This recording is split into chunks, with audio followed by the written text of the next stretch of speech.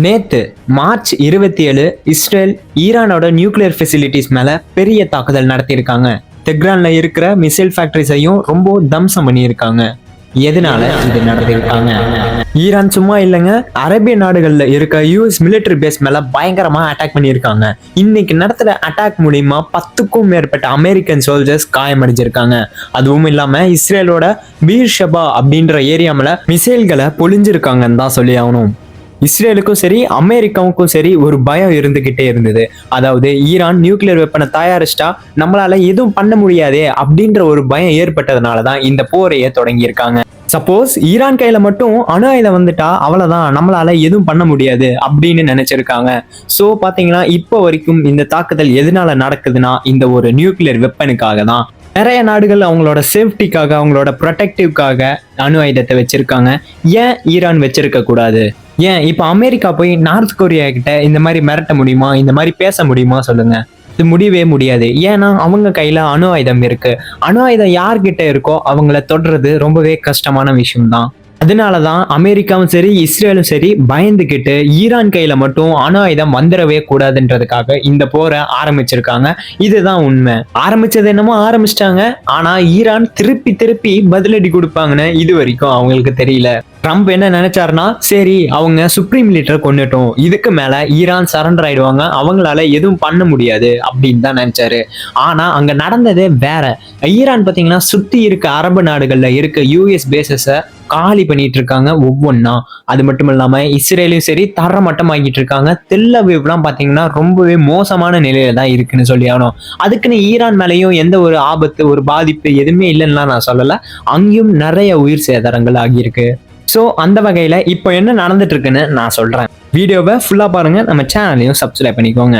மாற்றி மாற்றி பேச்சுவார்த்தைகள், மிசைல்ஸு, ட்ரோன்ஸு இந்த மாதிரி மாற்றி மாற்றி அட்டாக் பண்ணுற சமயத்தில் ட்ரம்ப் என்னென்னு வச்சிருக்காருன்னா, சரி இவங்க சமாதானம் ஆக மாட்டாங்க, இத்தனைக்கும் ஒரு பீஸ் பிளான் போடுறோம், நான் ஒரு 15 கோரிக்கை விடுறேன், அதுக்கு நீ ஒத்துக்கிட்டனா நம்ம போரை நிறுத்திடலாம், அப்படி இப்படி நீ என்ன சொன்னாலும் ஈரான் அடங்குறதாவும் இல்லை. அவங்க ரொம்பவே ஆக்ரோஷமாக இன்னும் தான் தாக்கிட்டு இருக்காங்க. அந்த கோவத்துல ட்ரம்ப் என்ன பண்றாருன்னு பாத்தீங்கன்னா ஒரு பிளான் போட்டுட்டாரு. 10,000 சோல்ஜர்ஸ், அவங்கெல்லாம் ரொம்பவே டெக்னாலஜிலையும் சரி ட்ரைனிங்லயும் சரி ரொம்பவே அட்வான்ஸ்டான ட்ரைனிங் எடுத்தவங்க, நல்ல எக்ஸ்பீரியன்ஸ்டான பர்சன்ஸ்னு சொல்லியிருக்காரு. அந்த மாதிரி ஒரு 10,000 அமெரிக்கன் சோல்ஜர்ஸை ஈரானுக்குள்ள அனுப்புறதா ஒரு பிளான் பண்ணி வச்சிருக்காரு.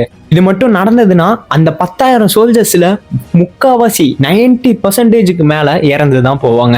ஏன் சொல்றேன்னா ஈரான்றது ரொம்ப சின்ன கண்ட்ரியெல்லாம் கிடையாது, ரொம்பவே பெரிய அளவிலான கண்ட்ரி. அவங்க ஆர்மியும் சரி நிறைய பேர் இருக்காங்க. இங்க ஆக்டிவ்ல இருக்க சோல்ஜர்ஸ் மட்டும் பாத்தீங்கன்னா 6 லட்சம் சோல்ஜர்ஸ் கிட்ட இருக்காங்க.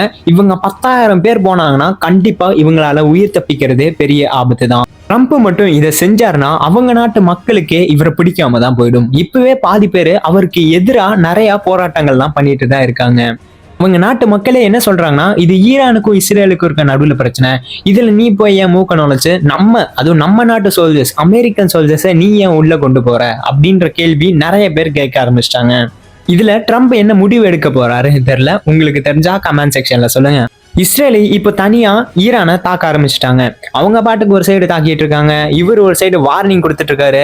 உனக்கு ஏப்ரல் 6ஆம் தேதிக்குள்ள வரைக்கும் தான் டைமு, அதுக்குள்ள நீ ஸ்டேட் ஆஃப் ஹார்மஸை திறந்து விட்டுறணும், இல்லைன்னா நான் உன்னோட எனர்ஜி பிளான்ஸ் எல்லாம் ரொம்பவே முடிச்சு கட்டிடுவேன் அப்படின்னு எல்லாம் ஒரு த்ரெட்டன் பயன்படுத்திட்டு இருக்காரு ஈரானை.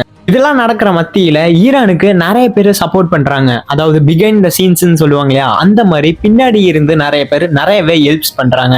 அது யார் யாருன்னு உங்களுக்கு தெரியுமா? ரஷ்யா, சைனா, அப்புறம் நார்த் கொரியா. இவங்கெல்லாம் என்னென்ன ஹெல்ப் பண்றாங்கன்னு வாங்க பார்க்கலாம். ஃபர்ஸ்ட் பாத்தீங்கன்னா ரஷ்யா.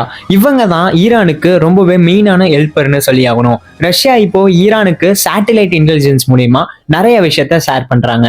யூஎஸ் ஷிப்ஸ் எல்லாம் எங்க இருக்கு, மிசைல்ஸ் எங்க தாக்க போகுது, இந்த மாதிரி ரியல் டைம் டேட்டாஸை அவங்களுக்கு ஈரானுக்கு கொடுக்குறாங்க. அதனால ஈரானு பாத்தீங்கன்னா அக்யூரேஸா அட்டாக் பண்றாங்க, டிஃபெண்டும் பண்றாங்க. இப்போ கூட பாத்தீங்கன்னா அமெரிக்காவோட போர்க்கப்பல் அப்ரஹாம் லிங்கத்தை அழிச்சதாக ஈரான் சொல்றாங்க. அடுத்ததா ஹெல்ப் பண்ணக்கூடியது யாருன்னு பாத்தீங்கன்னா சைனா. சைனா பாத்தீங்கன்னா டைரக்டா சண்டைக்குள்ள வரல, இருந்தாலும் சைனாக்கு ஈரான் கண்டினியூஸா ஆயில் தந்துட்டே இருக்காங்க. அதுவும் இல்லாம ராக்கெட் ஃபியூவலுக்கு தேவையான கெமிக்கல்ஸ், ட்ரோன் பார்ட்ஸ் எல்லாம் சைனா ஈரானுக்கு தராங்க, இன்டைரக்டா சப்ளை பண்ணிட்டு இருக்காங்க. அடுத்ததான் 3வது கண்ட்ரி நார்த் கொரியா. இவங்க என்ன பண்றாங்கன்னு பாத்தீங்கன்னா ஒரு ஹிடன் சப்போர்ட் பண்றாங்க. மிசைல் டெக்னாலஜி அப்புறம் ஹார்ட்வேர்ல ஹெல்ப் பண்றது, இந்த மாதிரி நிறைய ஹெல்ப் பண்றாங்கன்னு டாக் போயிட்டு இருக்கு. இப்ப புரிஞ்சிருக்கும் ட்ரம்புக்கு ஈரான் அழிக்கிறதுன்றது ஒரு சாதாரண விஷயம் இல்லைன்னு. இந்த வீடியோல என்னால முடிஞ்ச இன்ஃபர்மேஷன்ஸை உங்களுக்கு சொல்லியிருக்கேன். இந்த வீடியோ உங்களுக்கு பிடிச்சிருந்தா மறக்காம ஒரு லைக்கை தட்டி விட்டு சப்ஸ்கிரைபும் பண்ணிருங்க.